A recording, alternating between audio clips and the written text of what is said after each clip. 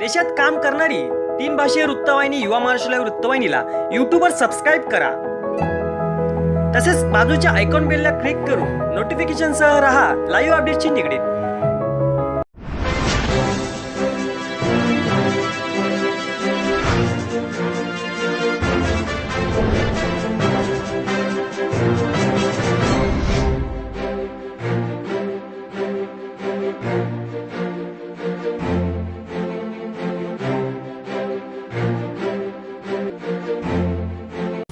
मुरबाड तालुक्यातील लाखो भाविकांची गर्दी असलेल्या म्हसा यात्रेत पशुसंवर्धन विभाग ठाणे जिल्ह्यामार्फत भव्य पशु पक्षी प्रदर्शन आयोजित केलं आहे, अशी माहिती पशुवैद्यकीय अधिकारी डॉक्टर दिलीप धानके यांनी दिली आहे।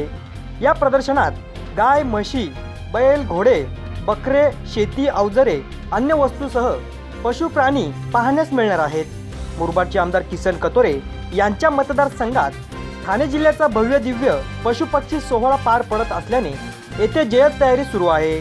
या प्रदर्शन सोहळ्यास ठाणे जिल्ह्याचे पालकमंत्री एकनाथजी शिंदे, पशुसंवर्धन मंत्री महादेव जानकर, अर्जुन खोतकर, रवींद्र चव्हाण यांच्यासह अनेक मान्यवर उपस्थित राहणार असल्याचे प्रसिद्धी पत्रकात म्हटले आहे।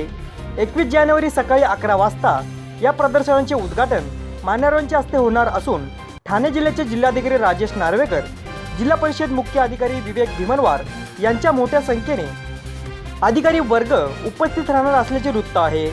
नामदेव शेलार, युवा महाराष्ट्र लाईव्ह, मुरबाड।